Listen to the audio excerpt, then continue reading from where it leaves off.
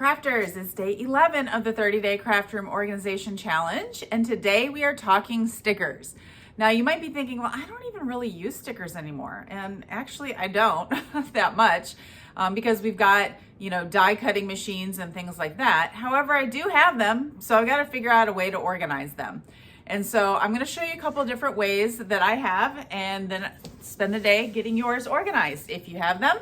So this is a bin that I have left over from when I used to be a creative memories consultant. It's got a lid on it, which is great if you travel. And I do like to take this with me when I go to a scrapbook retreat. I love how that it has dividers with it.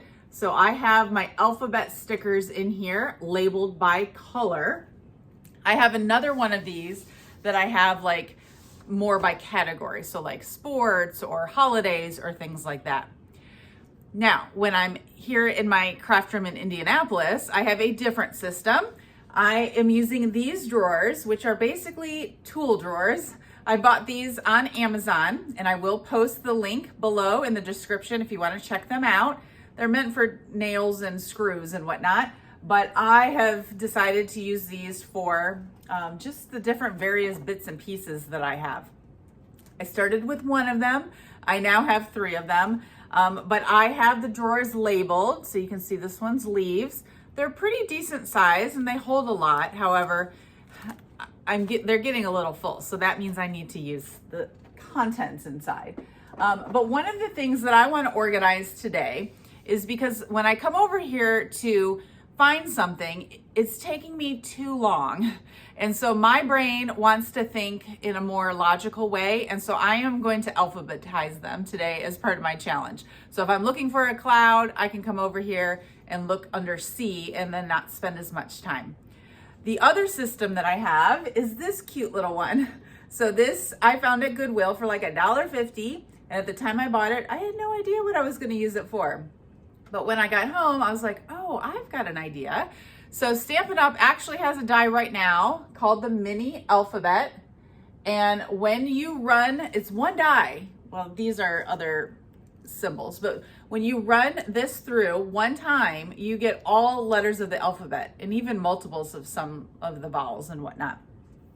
So if I just need a couple letters, I'm left with all these extra pieces, especially like when I'm doing classes. So I have been just sort of gathering them in one of these embellishment containers. And then when I have time, I go to file them by letter. So you can see here, these are much smaller drawers.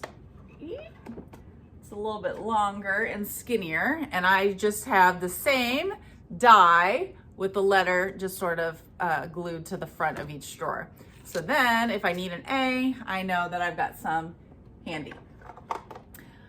Now, another category under stickers, I'm going to say is this ephemera. Remember when I said, I got to figure out how to deal with all of this.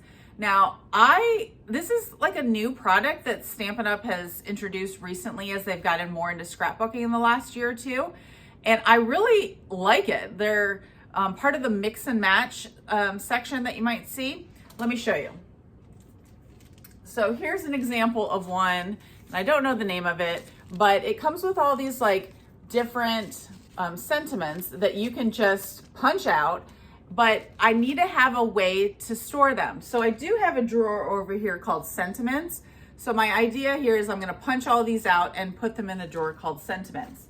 But we also have some that are not sentiments. So I can't remember what this is called, but all these like bits and pieces of balloons and hot air balloons and mountain scenes, and it's just so much.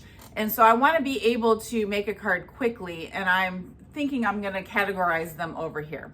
We'll see how that works.